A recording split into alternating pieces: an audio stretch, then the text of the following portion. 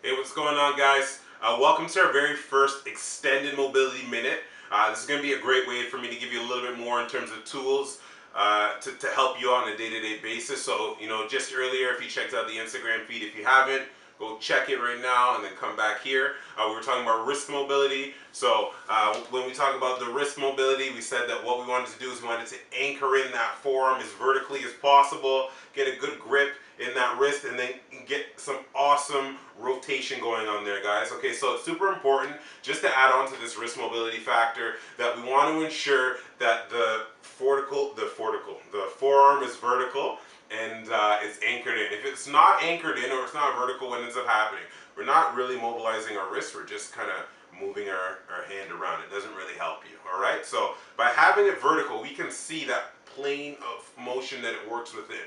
So when you get to some of those gunky areas, let's say you get to a tight spot, you can just kind of hang out there and work your way through it, just relieving some of that tension and tissue issue. All right, so next, let's say you have one spot that's really bothersome. So let's say the medial side of my wrist is really troublesome for me. What I'm going to get you to do, guys, is I'm going to get you to kind of rotate away from that troublesome area, apply a little bit of pressure into that wrist. Let's say we give it a 3 count, so a 3, 2, 1, and by releasing, we should get just a little bit more range of motion in the tissue. So now, if there's pain, so discomfort and pain are two different things, but if there's pain, if you're like, ow, feels like something's tearing, obviously don't do it, but it's a great opportunity to do a little bit of PNF, so some proprioceptive neuromuscular facilitation. I'm going to put that definition down in the description so you get an understanding of what that is. It's a great opportunity to do some PNF to get a little bit more range and a little bit more fluidity within a joint. From there, let's talk about the elbow. We're going to do the exact same thing with the elbow, guys. We want forearm vertical, anchor in that elbow. If you want, you can anchor it in using your off arm. And we're trying to get as much as possible in terms of that range of motion in that joint.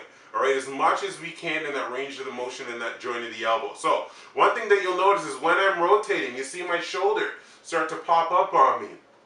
Not the most ideal, guys. I have, quite a bit of muscle in the back that tends to tighten up really quickly. Not the most mobile in the shoulders after all the years of training. So ideally for you, you're going to want to make sure that you get a set shoulder, a stable shoulder as much as possible.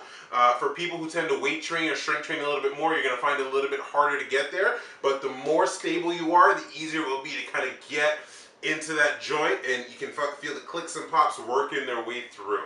Okay, so now that we've done wrist, we also have elbow taken care of. Let's work on the forearm, guys. So I'm going to bring you to the ground, and we're going to do a toughie for the forearm, but I think that you'll appreciate it. So let me come down here for a second. So while on the ground, guys, we're going to be on our hands and knees. So on our hands and knees gives us a little bit of stability. I'm going to get you to take either forearm and bring it down. You want it to be perpendicular to your body. All right, so why is perpendicular to your body? Because it's going to give you the best leverage point to do what you're trying to achieve.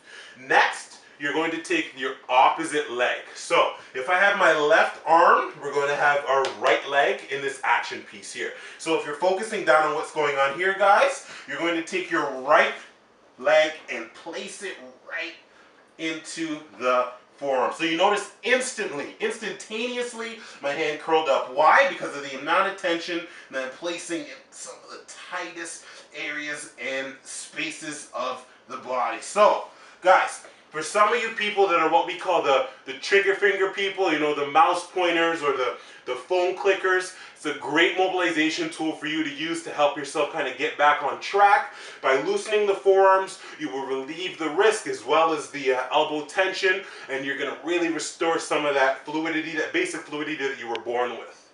So it's been a great extended mobility minute. Once again, if you haven't checked out the Instagram post, go check it out right now. This will make more sense afterwards. For everyone that has taken the chance to check this out, I appreciate it. Love you all. I'll see you guys next Saturday. Let's keep doing great things. Have a great weekend.